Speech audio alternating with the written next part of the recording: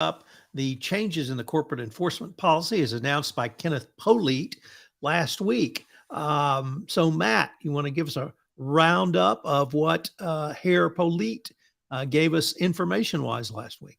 Sure, Tom. So this was a speech that Mr. Polite, the assistant AG for the criminal division, he gave this speech at Georgetown Law School last week at one of those corporate law events that big thinkers get invited to. And what he had announced was, I guess, an expansion, let's say, of the corporate enforcement policy, the CEP, basically to be more of a sweetener or an enticement to companies that have had corporate misconduct trouble, principally FCPA violations, but really any sort of criminal trouble. More enticements for them to self-disclose the misconduct and to cooperate with investigations, even when the case in question has aggravating factors that might normally have given those companies more pause that perhaps they should keep quiet.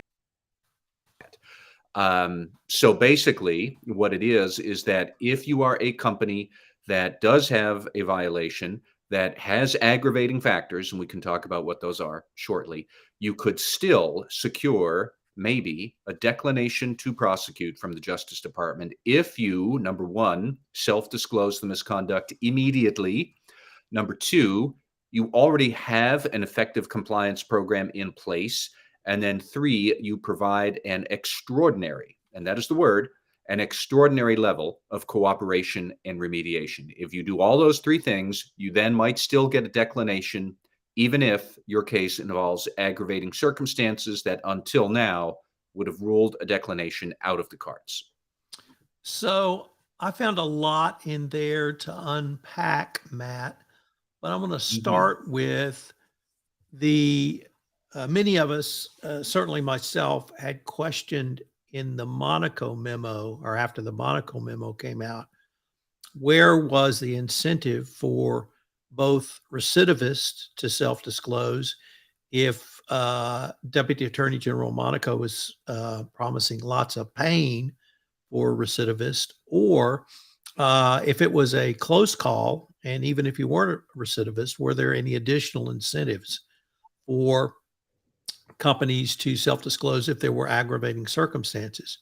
I thought the Polite speech answered those questions, but it went in a little bit different way than I had anticipated, because it seemed to me it was pulling back from what I saw as part of the severity of the Monaco memo towards recidivists. Any thoughts on that one way or the other?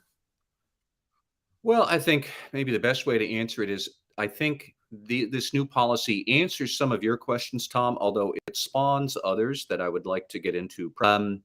We still have not seen, I don't think, a real stern interpretation of the Monaco memo with an FCPA recidivist yet.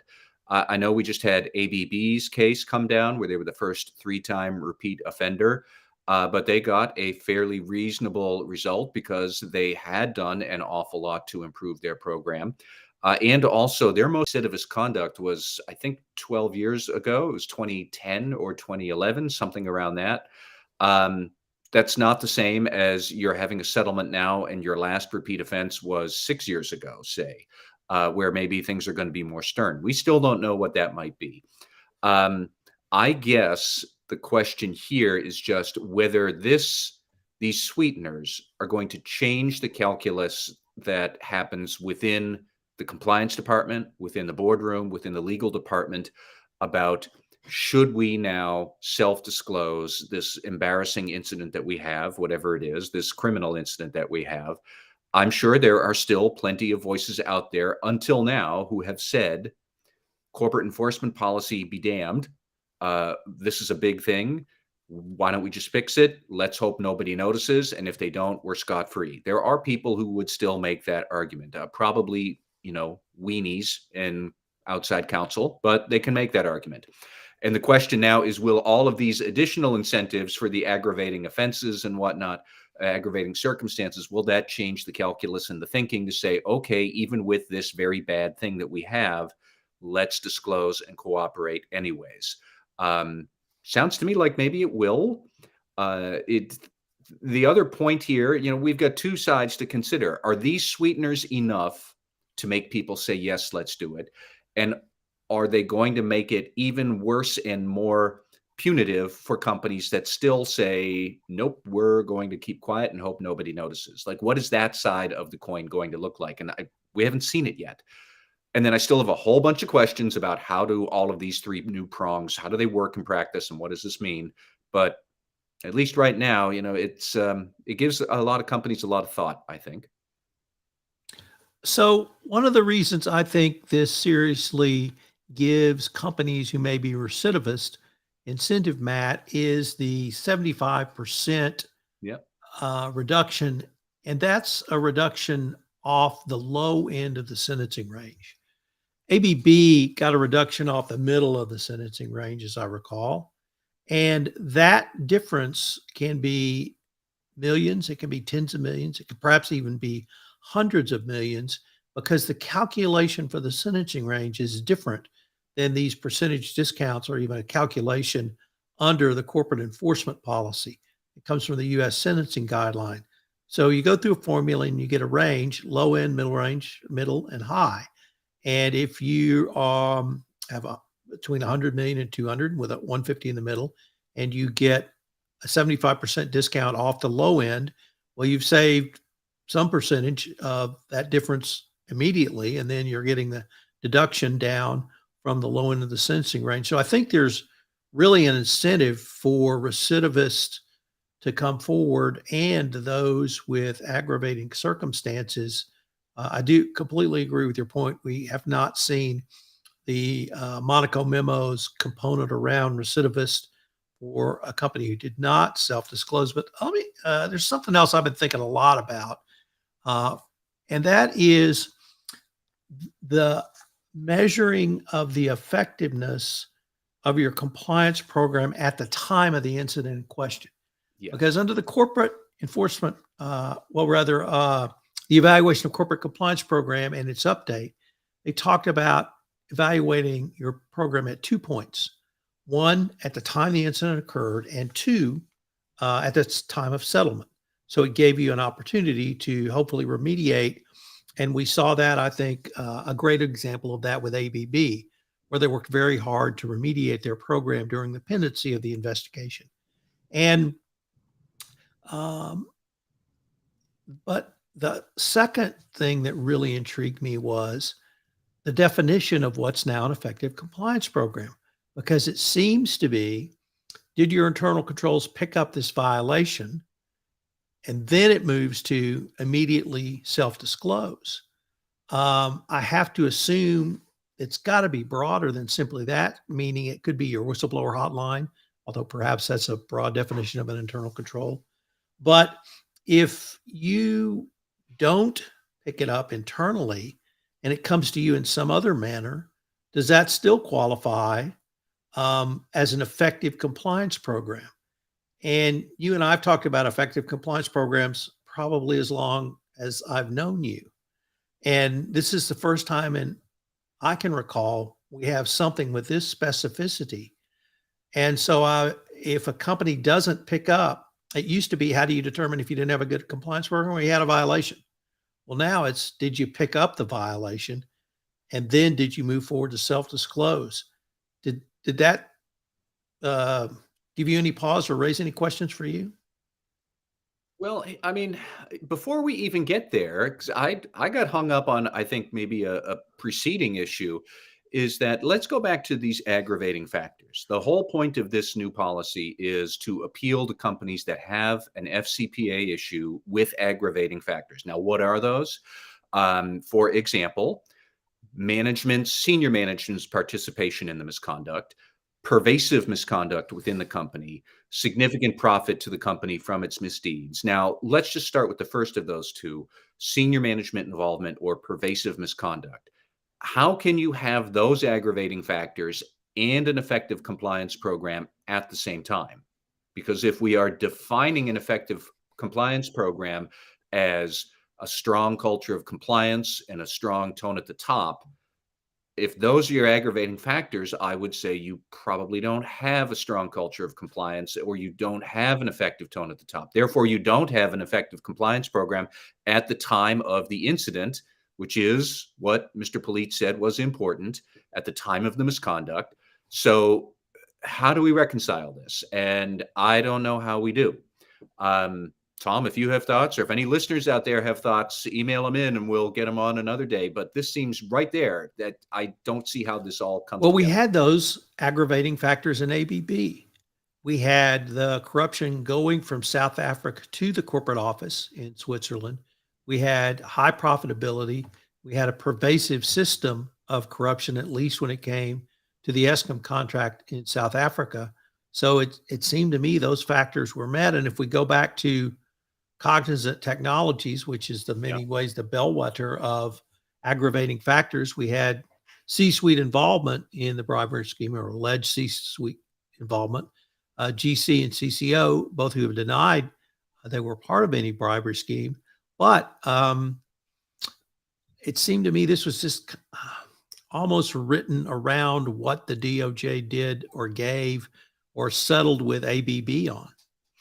Kind of. And I mean, they had to have been thinking about these policies at the time the ABB matter was getting close to resolved. But I would like more clarity around that. And ABB would be a great case. And I will give credit to Kenneth Polite that on many of his speeches, he actually will pick up a specific case and he will walk through, here's how these facts of this case fit this abstract policy that I'm talking about. I'd love to see that sort of a treatment with ABB and this new enforcement policy at some time, in case Mr. Polite is listening to our podcast. The other big question I have is I'm also stuck on this term of extraordinary cooperation. We have already that under the pre-existing enforcement policy, you had to give full cooperation. I've heard also that there are gold standard cooperation. Now we have the extraordinary cooperation, which I guess is above the gold standard. So maybe it's platinum standard cooperation. I'm not sure what that means in practice. And honestly, I don't know that Mr. Polite really clearly defined it. I think he even said in his speech that, we kind of know it when we see it. I'm not sure I believe that. And that's open to interpretation. I don't like giving lawyers room for interpretation because then Lord knows what you people do. But, so there's a lot of that. And I will be cynical here. And Tom, you may be surprised. Sometimes I'm cynical about this. I think he was talking about extraordinary cooperation to get ahead of the complaints that the Justice Department is trying to strong arm corporations into doing investigations really as an adjunct of the prosecution, which is not supposed to be. And he did even talk about that in his policy, that in his speech, he said, we would never expect companies to be adjuncts of the Justice Department. And that came right after he talked about extraordinary cooperation. So are we really just trying to get around the inevitable criticisms that are going to come up that the Justice Department is unduly pressuring corporations to do its bidding? And that's the other big thing that I think about with this policy. I'm shocked that you're being cynical. But actually, you've suggested to me the standard, which is, of course, gold, platinum, and double platinum. We go back to our teenage years. So perhaps we have a standard in place we could reference at least. Actually, I did not see those two tied together because, and I see them as separate. And this requirement for extraordinary cooperation that they'll know it when they see it, and they'll tell us when they see it, but they won't tell us before they see it or tell us what to do to get it. So you can look over the wall, and we may or may not answer you, but that's it. The Fifth Amendment problem is one that is very troubling to U.S. federal district courts. And the DOJ, I think, needs to have the ability to have some way to work with corporations, whether it's guiding investigations, whether it's suggesting approaches And because they're always looking at a bigger picture than simply the case in front of them. There are multiple cases in front of them, and they may want investigations in different directions for different reasons. The problem of DOJ is twofold. One is when information is turned over to the Department of Justice, it loses its privilege. If you have an attorney-client privilege document and you turn it over to a third party, it doesn't matter who that third party is. It doesn't matter whether it was required or not. You lose privilege on that. And when you voluntarily turn over your investigation and you finger defend individual, then that individual has the right, and we're seeing that played out in the Cognizant CEO and GCs, to get the full investigation, what was turned over to the DOJ, and the attorney work product that led to that. The Fifth Amendment problem is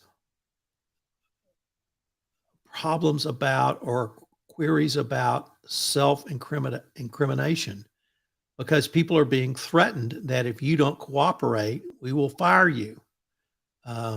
And so far, judges have been sympathetic, but have not come down yet and said, yes, you should have had that right and you should have been advised of that. But I think we're coming very close to that. And I don't think Polite's statement is going to matter one whit to a federal district judge. He's going to say, I'm going to look at the effect and impact, not your words, Mr. Polite. And if this employee was told by the company, you're fired, or you either cooperate or you're fired, and that was turned over to the government, that's going to be enough. I haven't got to that point yet, but that may be where we're headed. I think so. And I think you raised a lot of good points. Number one, that judges are not going to care about all the other cases like Mr. Polite has to care about. They have a case, they care about that case. And I think it is probably inevitable that at some point, some federal judge is going to rule on this issue in some way that the Justice Department does not like. I also somewhat wonder if this might add more pressure or dynamic to a debate that I know already happens between compliance saying, yes, we should report, and general counsel saying, well, maybe we shouldn't, because it's not just that this information becomes public if it's privileged, but I mean, it could wind up being fodder for civil litigation with plaintiff lawyers, and you've got other expenses to think about that. You know, this is one of the few times I will say legal does have some concerns that are valid that compliance doesn't. You know, legal does have to think a lot about civil litigation exposure and plaintiff lawyers making my life miserable. And how are we going to handle that in addition to our Justice Department and doing the right thing, which is what compliance officers have to think about. So I can see that there might be some extra pressures here. I don't know how much extra pressure. I don't know if that's really going to change the conversations that much. But you know, the only thing that I jumped out at me as the easiest for companies to try and understand and achieve is the immediate disclosure. And again, going back to ABB, because they really did try to disclose. It was just by a quirk of happenstance that they flubbed it up, is that somehow media published this before they actually had the meeting that was already on the books with the Justice Department. That part, I think, is pretty straightforward. You know, when the boards and the CEO are wondering, what are we supposed to do? Dude, you're supposed to disclose as soon as you can. That is something that Cognizant Technologies did, and they got a very favorable settlement for what was a really ugly set of facts long before this set of enforcement policies came along. So I still think self-disclosure as soon as you can is going to be the first go-to move. I still, however, think that we've got a lot of unclarity around what an effective compliance program actually is, if you also have aggravating factors, and what extraordinary, super duper cooperation really is going to be. I think it's going to make for some very interesting conversations between, or maybe among, CEO, legal department, compliance department, and the board. And as much as we talk about the FCPA, because we all know that's most of what our listeners talk about, there's many other corporate misconduct cases here that I wonder how will this intersect with False Claims Act claims that they can potentially be huge amounts of money. And if you are a U.S. based, say, healthcare company, you might not have a robust compliance program modeled on what we think of as FCPA, because a lot of healthcare companies operating in the U.S., they don't operate outside the U.S. boundaries. So they think, oh, we don't have FCPA risks, and maybe their compliance programs are a bit immature around this. So it's fascinating. We have to think a whole lot more about what this means. But like I said, Tom, a while back, I think this answers some questions, and then I think it has created many more that I'm still unclear on where we go from here. Unclarity. I love it. Disclarity, lack of clarity. I wouldn't go as far as disclarity, because it's not the antithesis of clarity, but perhaps unclear. I did like that, unclarity. Yes. I agree with you, Matt, and a lot more questions raised as well. I'm particularly troubled by the points you raised around what is an effective compliance program at the time of the incident. Is it simply that your internal controls picked it up? Because I think that does a disservice to corporations. But I think this follows on the Monaco memo with what our colleague Karen Woody said. The heat is on. The heat is on compliance programs, and the heat is on compliance programs to detect and then move to self-disclose and then move to remediate. So I think we're going to be visiting and revisiting this topic again.